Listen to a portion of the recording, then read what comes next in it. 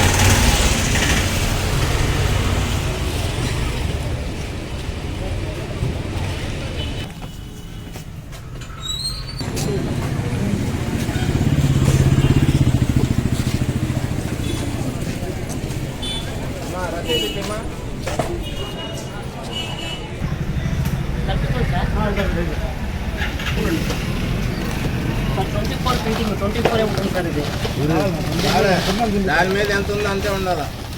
ఎంత ఉందా? 24 ఉంది. అది పెట్టు.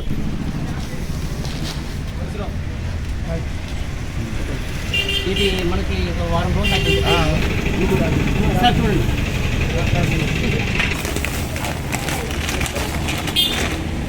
సరే 20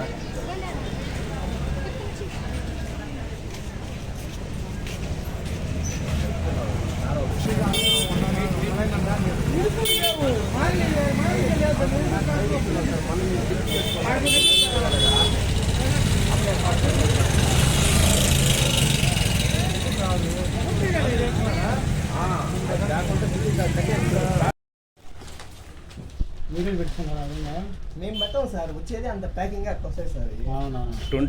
మేము పట్టించేది సరే సరే కేసు రాస్తాను, రమ్మని చెప్పండి. వాళ్ళు ఇచ్చిన వాళ్ళు కూడా రమ్మని చెప్పండి.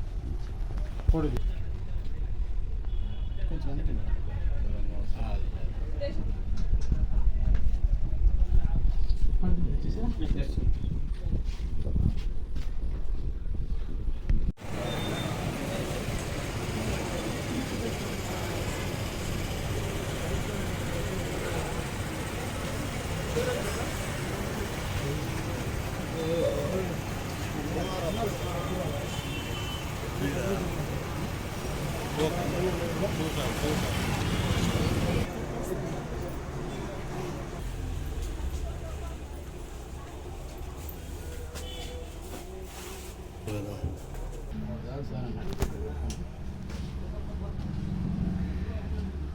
రమ్మని 30 కేజీ మిషన్ పెట్టినా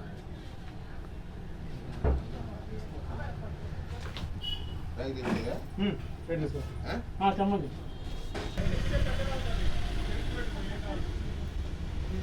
వాళ్ళప్పుడు ముసి వస్తాను రైస్ బ్యాగ్ వస్తున్నాయి సార్. ఉన్న విషయం నేను గుడ్ ఈవినింగ్ అండి. రొటీన్ ఇన్స్పెక్షన్స్ లో భాగంగా నేను మా టీంతో కలిసి good inspector legal metrology department నేను మా టీంతో కలిసి మన సూళ్ళూరుపేట పట్టణంలోని veg market plus Bapuji street మరియు బజార్ స్ట్రీట్లో వెరిఫై చేయడం జరిగింది. సో ఇప్పుడు వరకు అయితే 40 to 50 షాప్స్ ఇన్స్పెక్ట్ చేశాము. ఇన్స్పెక్ట్ చేసిన షాపులో కూడా అన్ని వేయింగ్ మిషన్స్ అనేది షాపులు కరెక్ట్గా ఉన్నాయి. ఒక చికెన్ 1 or 2 చికెన్ షాపులో మాత్రం చికెన్ షాప్ ఒకటి వేరియేషన్ ఉన్నది, దానిపైన కేసు నమోదు చేయడము, ఫైన్ ఇంపోజ్ చేయడం జరిగిందండి. సో మేము అందరికీ మన మీడియా తరఫున అందరికీ సూలూరుపట్నంలో ఉన్న ట్రేడర్స్ అనేది రిక్వెస్ట్ చేసేదంటే, మీరు తీసుకున్న ప్రతి ఎవ్రీ రూపీకి దాని దగ్గర క్వాంటిటీ ఇవ్వండి. ట్రేడర్ మీరు మోసం చేస్తూ మీ ట్రేడ్ మార్క్ని, ఇమేజ్ని కూడా డ్యామేజ్ చేసుకోవద్దు. సో మీరు రిప్యుటేషన్ ఉంటేనే మీకు కూడా బిజినెస్ ఉంటుంది. సో ఏదో ఈరోజు బిజినెస్ కోసం అని చెప్పి ఆశపడకుండా లాంగ్ టర్మ్ ప్రాసెస్ కోసం మీరు బిజినెస్ రన్ చేయండి. అట్ ద సేమ్ టైం ట్రేడర్స్ని, కస్టమర్స్ని సీట్ చేయడం అనేది కరెక్ట్ కాదు. సో దాని దగ్గర మేము వచ్చేప్పుడు ఇన్స్పెక్ట్ చేసినప్పుడు మా కంప్లైంట్ వచ్చినా, మేము వచ్చినా కూడా ఇన్స్పెక్ట్ చేసినప్పుడు తేడాలు కనపడితే మాత్రం కేసులు నమోదు చేయడం, ఫైన్ ఇంపోజ్ చేయడం జరుగుతుందండి. సో ఇంకొకటి ఇష్యూ ఏంటంటే, మాకు ఎక్సెస్ ఎంఆర్పీ అమ్మడము, రైస్ బ్యాగుల్లో నెక్స్ట్ క్వాంటిటీ డిక్లేర్ క్వాంటిటీ కానీ తక్కువ రావడం మా నోటీస్కి వచ్చింది. సో వాళ్ళందరూ కూడా మేము రిక్వెస్ట్ చేసిందంటే మీడియా తరఫున మీరు కరెక్ట్ చేసుకోండి. ఎక్సెస్ ఎంఆర్పీ మించి ఒక పెన్నీ కూడా ఎక్సెస్ అమ్మడానికి పర్మిసిబిలిటీ లేదు. సో మీకు ఆ ప్రోడక్ట్ గిట్టుబాటు కాకపోయినా కూడా దాన్ని అమ్మడానికి వీలు కాదండి. ఎక్సెస్ ఎంఆర్పీ మీద కేసులు నమోదు చేయడం, ఫైన్ ఇంపోజ్ చేయడం జరుగుతుంది.